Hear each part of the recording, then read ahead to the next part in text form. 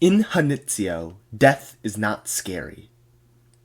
In Mexico, in a lake called Pátzcuaro, there's a little island called Janitzio, 2,350 meters above sea level. A stunning landscape opens up before visitors. Tranquil waters, mountains, tortuous slopes, a sky so close you could almost touch it with a finger. Descendants of a proud race, the Tarascan Indians did a battle against the Spanish conquistadors. They were beaten and they adopted the Christian religion of the invader. But the saints, whom they revere, have kept the character of ancient divinities, the sun, the water, the fire, and the moon. The Tarascanos are skilled in leatherworking and woodcarving, silversmithing and weaving wool. They are not just as good as fishermen. When they haul in their nets, strange things that look like huge butterflies, they are always swarming with fish. And although they are hard workers nowadays, the Tarascans remain very primitive. Indeed, they consider life a transitional state, a brief moment that we must pass through to reach the blessing of death. Death no longer means an inevitable doom, but on the contrary, is considered a good, the only good thing whose value cannot be calculated. This is why the Day of the Dead is not a day of sorrow for the inhabitants of Janitzio. The party kicks off in the morning. The houses are decorated for the festival, and all the images of the saints are decorated with lace and paper flowers. The portraits of the dead are displayed and lit up with dozens of candles. The women cook their favorite meals of their dead relatives so that they will be satisfied when they come up to see the living. In the cemetery behind the church, the graves are also decorated, which very often are without names. There are no funeral inscriptions in Janitzio, but the dead are not forgotten. The road from the cemetery to the village is completely covered with flower petals so that the dead can easily find their way home. The women of Janitzio are beautiful on the Day of the Dead. They comb out their long dark braids and put on silver jewelry. The costume consists of a long red skirt with wide pleats fringed in black. The embroidered blouse disappears under the rebozo, which covers the head and the shoulders, and out of which often pokes the little head of their newest born child. At midnight, the women all go together to the cemetery and kneel to pray for their dead loved ones.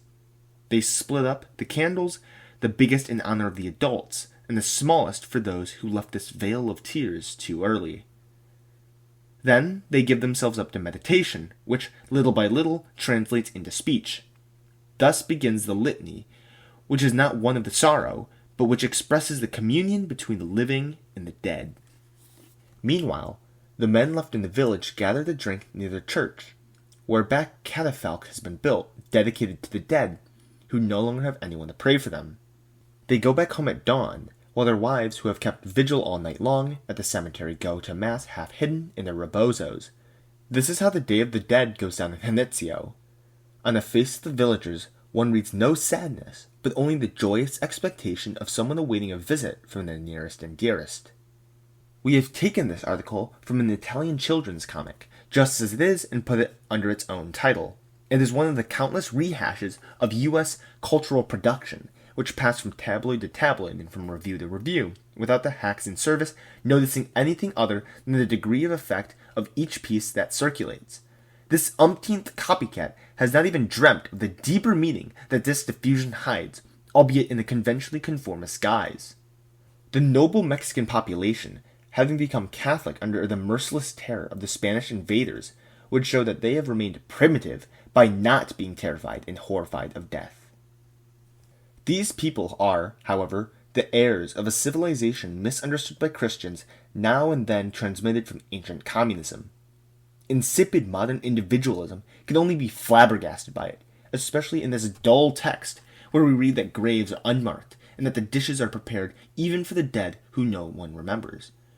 True unknown dead, not because a sluggish demagogic rhetoric says so, but through the powerful simplicity of a life which is of the species and for the species, eternal like nature, and not like a stupid swarm of souls wandering into the beyond, for whose development the experience of the death, the living, and the yet unborn are valid, in a historical sequence whose unfolding is not a mourning, but a joy in all the moments of the material cycle.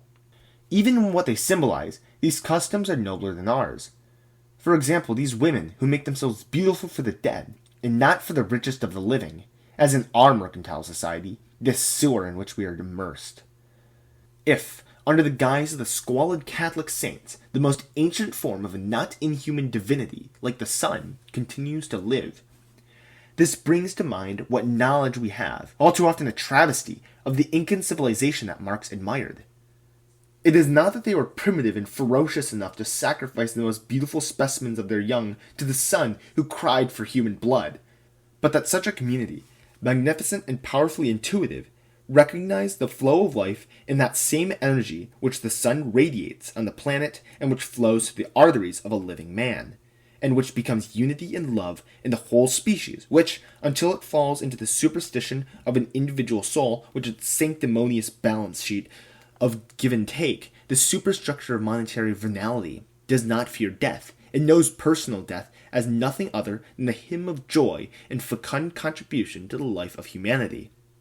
In natural or primitive communism, even though humanity is conceived within the limits of the horde, the individual does not aim to subtract wealth from his brother, but rather is willing to be sacrificed without the slightest fear for the survival of the great phratry. Idiotic conventional wisdom sees this as the terror of a god who must be placated with blood. In the form of exchange, of money and of class, the species' sense of permanence disappears, and what is ignoble in the continued existence of private property increases. This is translated into the immortality of the soul, which contracts for happiness outside of nature with the usurer god who runs this vile bank. In these societies which pretend to be raised from barbarism to civilization, we live in dread of personal death and lie prostrate before mummies, like the mausoleum in Moscow with its infamous history. In communism, which has not yet happened, but which remains a scientific certainty, the identity of the individual and his fate with the species is re-won. After destroying within it all the limits of family, race, and nation, the victory puts an end to all fear of personal death, and with it every cult of the living and the dead. Society being organized for the first time around well-being and joy and the reduction of sorrow, suffering, and sacrifice to a rational minimum, removing every mysterious and sinister character from the harmonious course of the succession of generations, a natural condition of the prosperity of the species.